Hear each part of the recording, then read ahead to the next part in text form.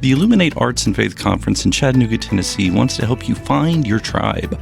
Do you get way too excited about quoting Wendell Berry or C.S. Lewis in conversations with coworkers? Does your Spotify playlist include hymns, a little jazz, and a whole lot of Andrew Peterson? Join your tribe at Illuminate March 31 and April 1 for education and inspiration from speakers Russ Ramsey, Douglas McKelvey, John Hendricks, and others. Find a complete list of session topics and ticket information at southern.edu/illuminate. In 2024, I set out to meet as many poets as I could and spend an hour with each one.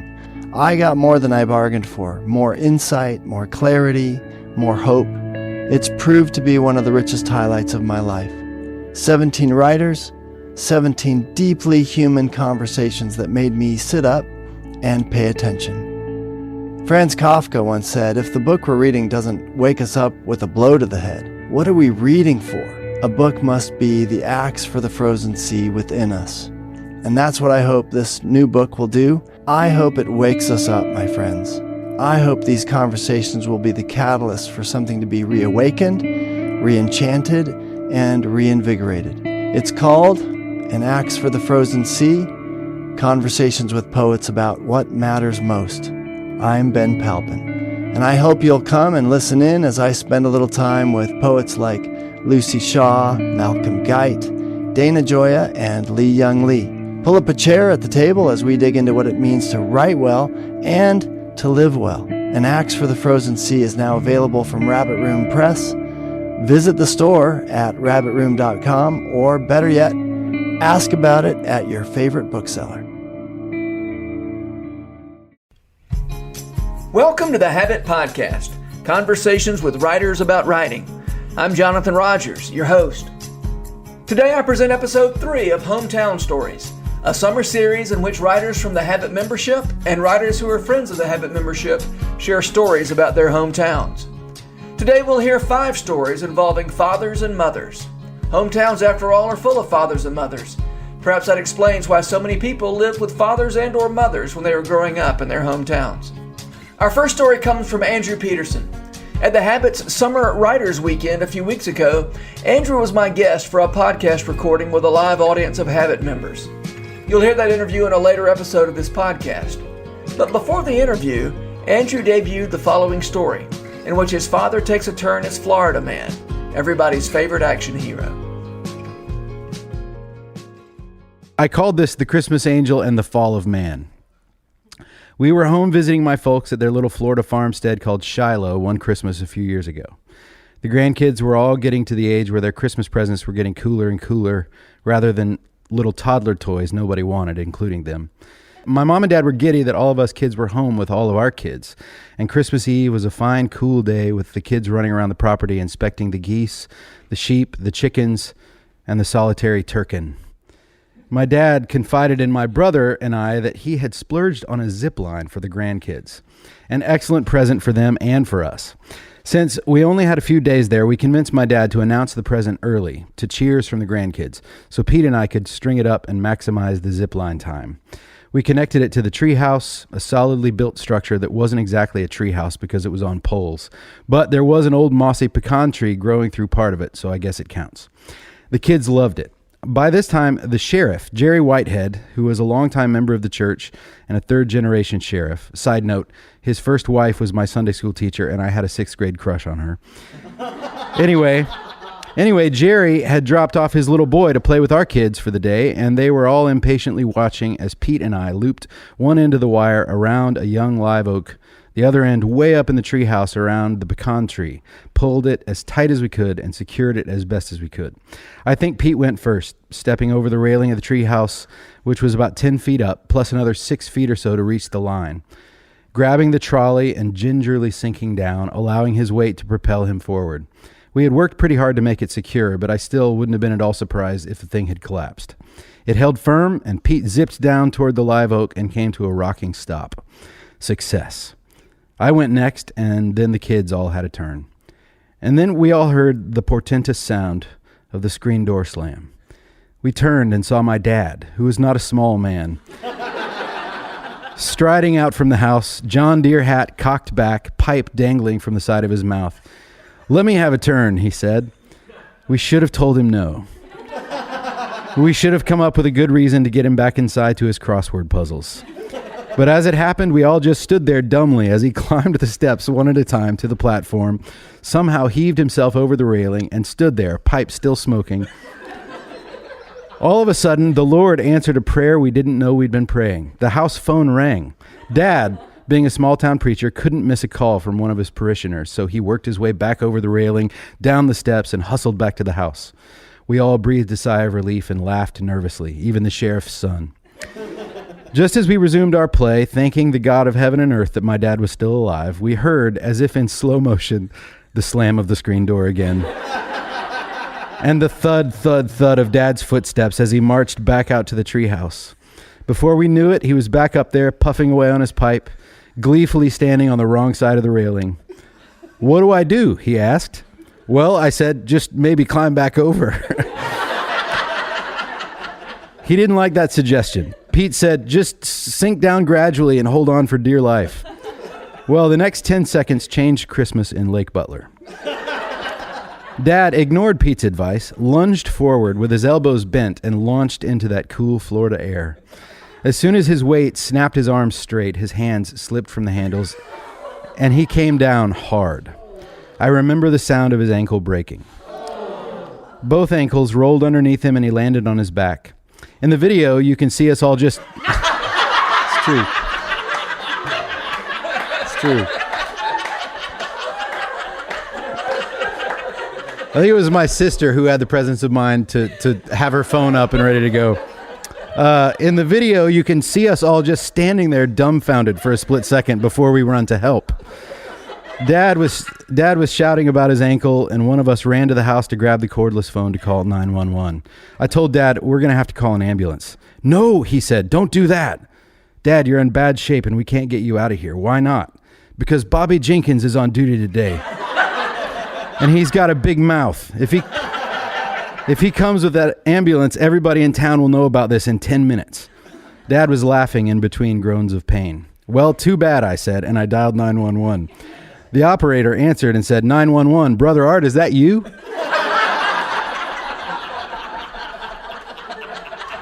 That's true.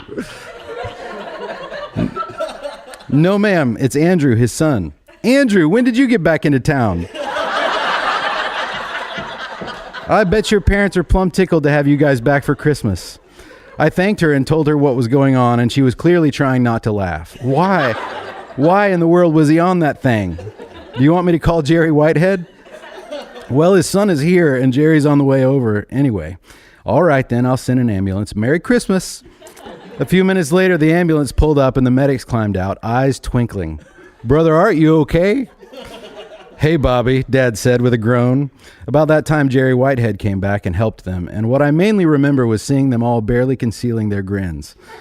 Dad was hurt, yes, but they all knew it would be a good story later. They got busy and loaded him up, letting Mom ride in the back. After the ambulance left, the rest of us chastised ourselves for allowing it to happen, even while admiring Dad for his pluck, or his foolishness, or whatever it was that made him think a zip line was a good idea. A little while later, I swung by the local IGA grocery store to get something for Mom, and everybody in there asked how Brother Art was. Bobby had done his duty, it turned out. We headed to the hospital to check on him, and that's when things took another turn for the worse.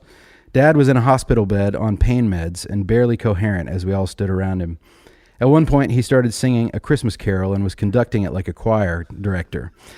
Mom told us the terrible news that not one ankle, but both ankles were broken. He would need surgery. That meant he wouldn't be in a crutch for a month or so, but in a wheelchair for months. That meant Pete, my brother-in-law Robert, and I would spend Christmas building access ramps so they could get into their house. It meant my dear mother would have to be a full-time caregiver till well into the year. Things went from kind of funny to quite sad. Then the pastor part of Dad, which is most of him, rose through the quagmire of meds, and he turned his glazed eyes on me and Pete. "The candlelight service is tonight, boys. You have to lead it for me." He slurred his words. "The manuscript is on my desk. You know what to do." So we headed back to the church, and there on my dad's desk in a manila envelope was the carefully composed script for the Christmas Eve service. Things went off without a hitch, and the whole community stood around with candles at the end singing Silent Night. I knew my mom wouldn't be alone in taking care of him after us kids headed home. There was 30 years worth of friends in that building who would gleefully care for Brother Art and dear Janice, even as they gleefully told the story at Christmas about how their elderly preacher thought he was 10 years old that Christmas. We have the whole thing on video, and to our delight, there's a frame of the video before the fall of man, as my brother called it, where Dad looks as graceful as an Olympic diver. His hands are still holding onto the trolley, his toes are still touching the platform, and his back is arched with a stunning kind of grace for someone of his age and size. The best part of the picture, if you look closely, you can see him grinning, and a little happy poof of smoke is trailing out of his pipe. Even when we fall, it turns out we're beautiful.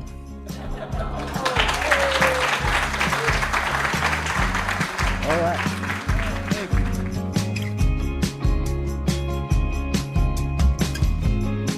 In our next story, Gina Gallagher takes us to her hometown of Morgan, Pennsylvania. Gina's story is a tribute to her mother, and it's a tribute to her mother. The lamppost. The house where I grew up was nestled between two roads. One road ran along the front of the house, and the other road ran along the back. We didn't have air conditioning in those days. The back porch always seemed to catch the breeze. Many meals were served on the wrought iron glass-top table. Many afternoons I sat on the porch with my mother, talking about everything and nothing. She had a way of making me feel as if all the things I had to say were incredibly important to her. She was a wonderful listener. She had the gift of making even the most mundane thing an event. I met the man who would be my husband when we were in high school. I came home from school and told my mother every detail, how I dropped my book on purpose and he picked it up, and how I didn't understand math very well, but he was so smart and it was never hard for him, how I wished we could go to a dance together. We did go to many dances together, but she never knew. My mother died when I was 15 years old. I was adopted and an only child. At a time when people had large families, there were only 3 people in mine. When families looked like each other, I looked vastly different. My 5'10" height seemed strange beside my mother, who stood only 5'3", and was not much better beside my father, who stood only 5'7". Stand tall, my mother would say. Always be proud of your height. There's nothing nicer than a tall girl who enters the room with confidence. Whether that was true or not didn't really matter. It was drilled into me for so long, I believed it. As we sat on the porch many afternoons, we would see people go by. Many days we saw a small elderly man, neatly dressed, walking his little dog. His steps were quick and sure. He waved as he walked by. He always wore a hat which he tipped in my mother's direction. We knew nothing about him, but we could set our clock by him. His punctuality was comforting. I remember the day we saw him coming down the road against a dark gray sky. He seemed a bit slower as he passed. The wind had kicked up a bit. It started to rain. My mother jumped up and grabbed her car keys. "Come with me," she said. "We're going to drive him and his little dog home." Up to this point, their 2 worlds never met. Their worlds were on either side of the porch screen. We drove around to the street behind our house. My mother pulled over and instructed the man to get into the car. He didn't hesitate. He picked up his little dog in one quick motion. He placed the little dog on his lap as he got into the front seat. I don't remember them talking much except when he gave my mother directions to his house. My mother brought the man safely home. He tipped his hat like he had done so many times before and walked into his house with his little dog in his arms. Not too long after that day, my mother died. She had a massive heart attack and collapsed on our kitchen floor.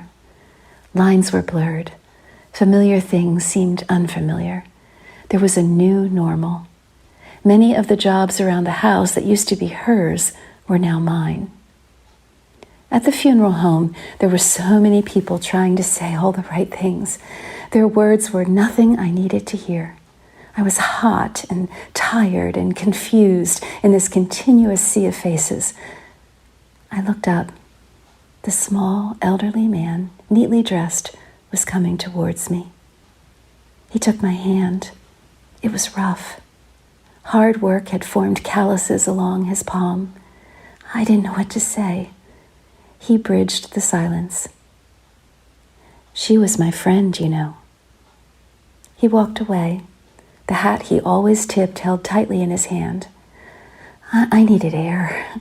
I went towards the door without stopping. I had to see where he went. I opened the door and stepped outside. It was as if he disappeared. Then I saw him. He was by the lamppost. His little dog, tied to the lamppost, was waiting patiently for him. He rubbed the dog's head, untied the leash, and walked away. I will never forget the silhouette of that pair in the lamplight. I often wondered how the man got home. He was far from where my mother drove him that day. An act of kindness one afternoon bridged two worlds, and a stranger became a friend. Go and do likewise. I am beginning to understand.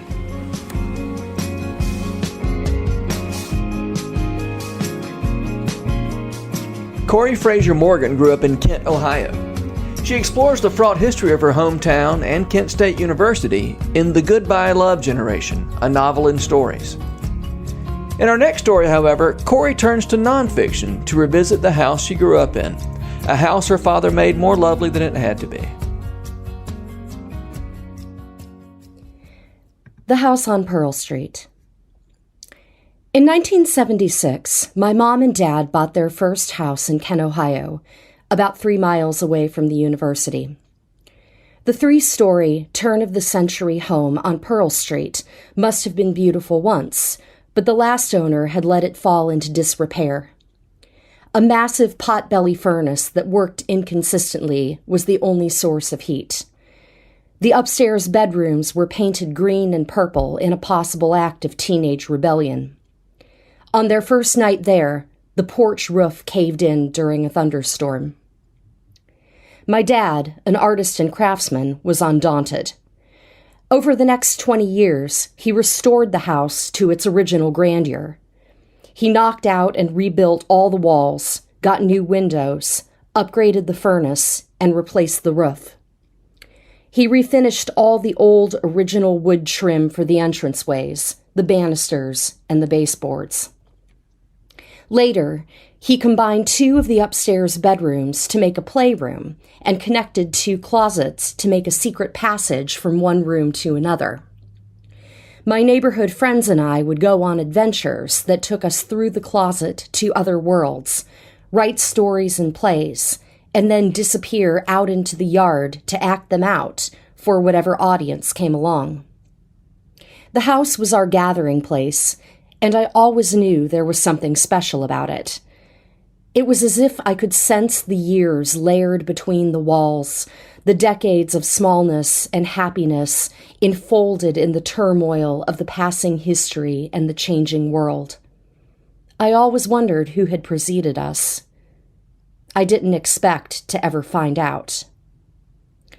In 2013, I got a Facebook message from a woman named Sue who lived in Illinois. She wrote that she'd grown up in my parents' house and lived there until her family moved away in 1964, when she was 10. Her years in the house on Pearl Street were the happiest of her life, and she'd reached out to me because she wanted to share some old family photos and stories. It was the kind of message that might scare most people away and send them running for the block button. But I'd spent my whole life harboring curiosity, and the temptation was just too great. I asked to see one of the photos. There was a clicking sound on my messenger app as she typed, and then it appeared. It was my parents' living room.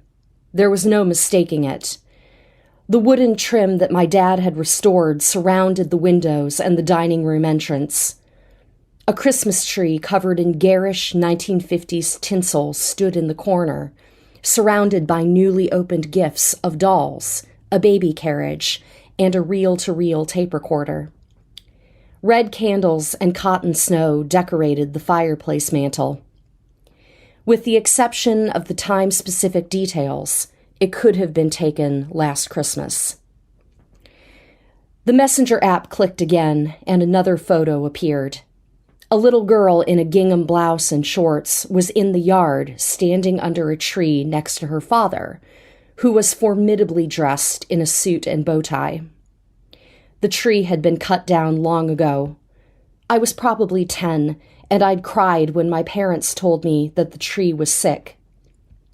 But in the black and white photo, I could see the June sun casting light through the leaves, and although the picture was 50 years old, it made me remember what I'd lost. It was all there. Same walls, same trim, same long-lost tree. There were so many trees back then, and they were all so much younger, so much thinner. I started a conversation with this stranger who had reached out to me, with whom I had both nothing and everything in common. I asked her to tell me what she knew. We had the same bedroom. That was one thing we established outright, the corner one overlooking the driveway. I always liked it because there were 2 windows, and with my bed positioned in the corner, I could see out of both of them at the same time, at the streetlights pouring light in from the road. It was a simple thing, but she knew exactly what I was talking about. The thing about growing up on Pearl Street, she said, was that the kids ran the neighborhood and everyone knew it. While the mothers all gathered at the house across the street for morning coffee hour, they played kick the can and Mother May I in the street, followed by baseball, where the manhole cover on the corner served as home plate. She sent a picture of the 6 of them sitting on someone's porch steps, looking like rejects from the cast of The Little Rascals, bemused faces hiding their impish intentions.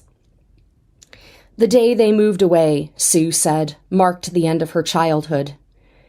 There was such imagination and fellowship in that house, in the people of that neighborhood, and nowhere else she's lived has even come close. We shared so much more than a dwelling. My parents have lived in that house longer than any other family in its 111 years. I think of my dad knocking out the walls and refinishing the trim and adding in the playroom and the secret passage, things the house didn't need, but that he knew my friends and I would love. I'd always known it was special, but not because he'd somehow imbued it with magic. It was nothing he'd done. According to Sue, it had been there all along.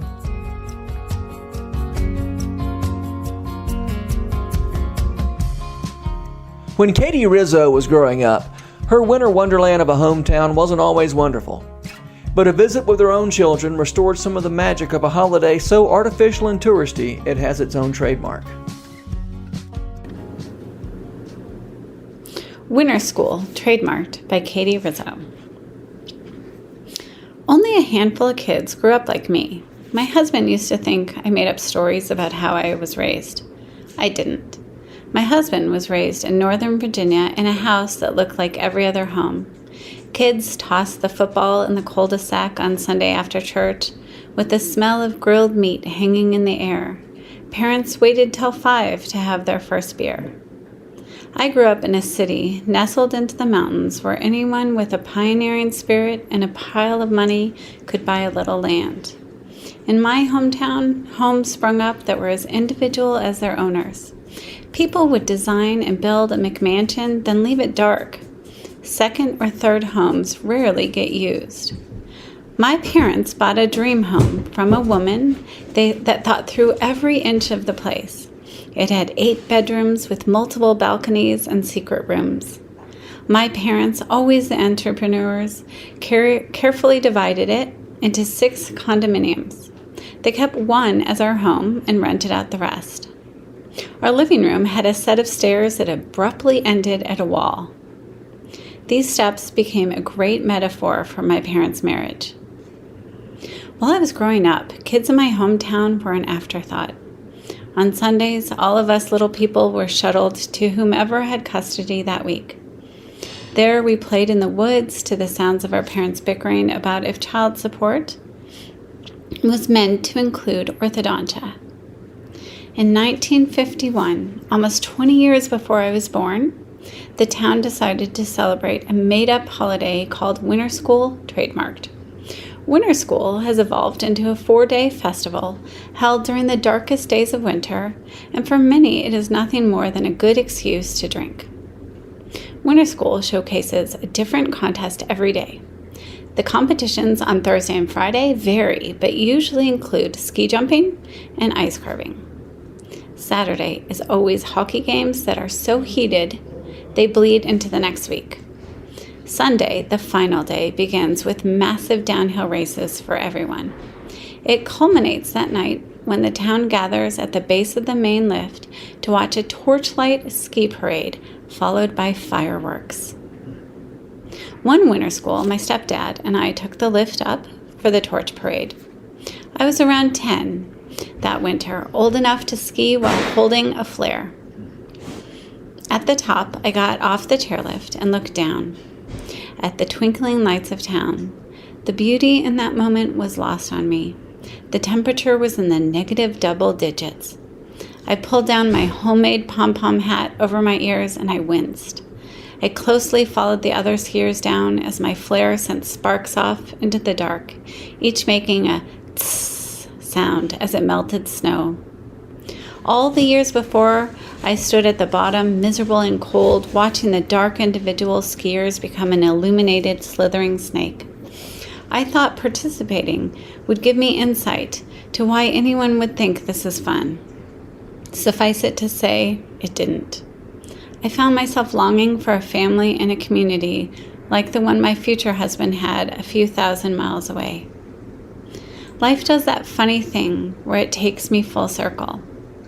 40 years later, my husband, kids, and I return home to celebrate winter school. My children's eyes sparkle with delight as I hand them their torch. They don't even pretend to listen to my warnings about the dangers of carrying fire while imitating a missile. They shoot off in fits of giggles and follow their dad. They're one with the giant snake. The blizzard kicks up. It's white all around. I dig my skis into snow and let them lead me to the magic.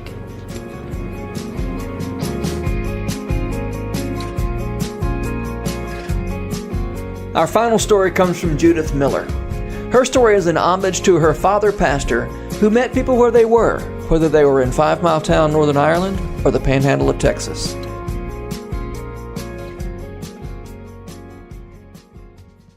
"5 miles and more. As a minister's daughter, I can claim the privilege of living in 9 different homes in 3 different countries, all before I went to university. But when someone asks me where home is, there is one place I think of first. I spent part of my earliest years in 5-Miletown, a large village tucked between green fields and forests in the beautiful Gallagher Valley in Northern Ireland. It was a great place to do some growing up, with the freedom to roam the one main street or further out into the countryside.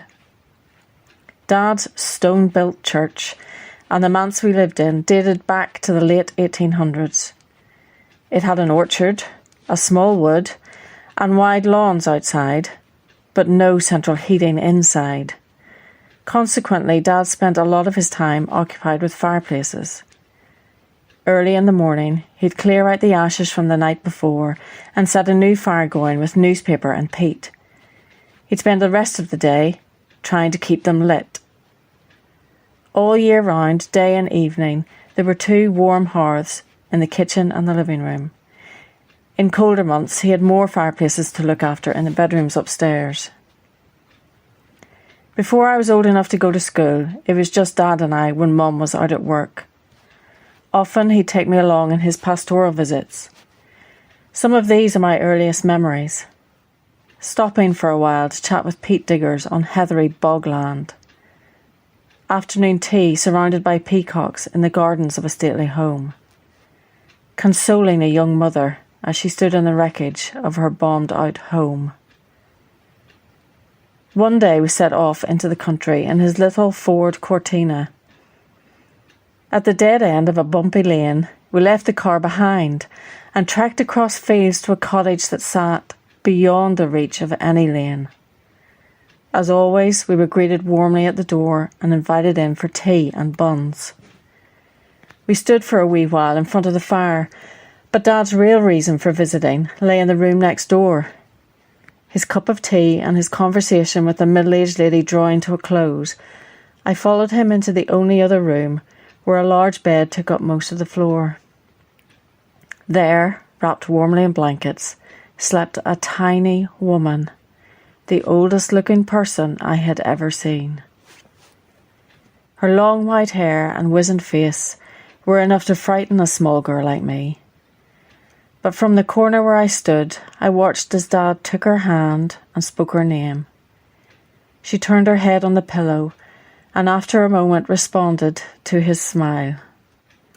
Drawing a stool closer to her side, but never letting go of her hand, he chatted to her, just as he did with the peat diggers and the posh people.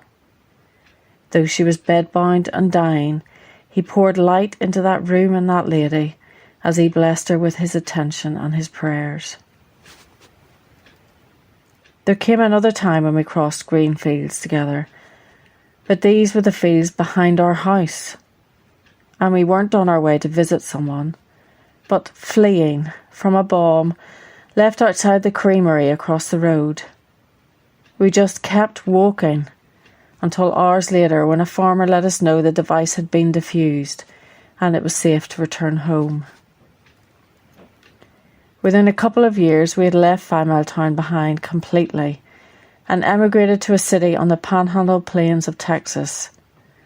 That first unbelievably hot summer, before we had saved enough money to buy a car, Dad did all his pastoral visiting by bicycle. Eventually, horrified by the ridiculously overheated state of the new Irish minister when he arrived at their ranch one afternoon, one family took pity on him and lent him one of their cars. It was a Mustang, an orange one. I don't think Dad fully appreciated the make and model, but he certainly appreciated the air conditioning. He also loved the fact that the ranch family started coming back to church. I guess they were impressed with his determination, and maybe his great crack, and most probably the way he gave his full attention to people in all its wonderful abundance. There weren't any fireplaces in our ranch-style house in Amarillo, so Dad had more time to do the things he loved most: trekking across fields, cycling through deserts, or cruising down the I-40 in a Mustang. Dad didn't mind if he was in Ireland or far from home. Wherever he was in the world, he was forever chasing after his calling to light fires in people and keep them lit.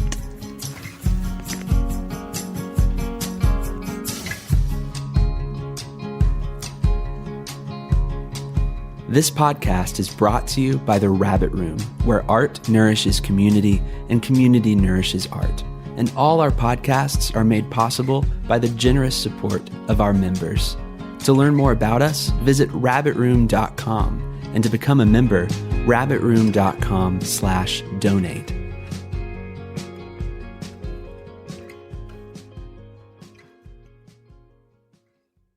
If you've enjoyed this podcast episode, consider joining the Rabbit Room membership. Your membership helps sustain this community, funding everything from publishing and podcasts and theater productions to events and programs that support artists who create with a Christ-centered vision. We'd love to have you on board. Learn more at rabbitroom.com/member.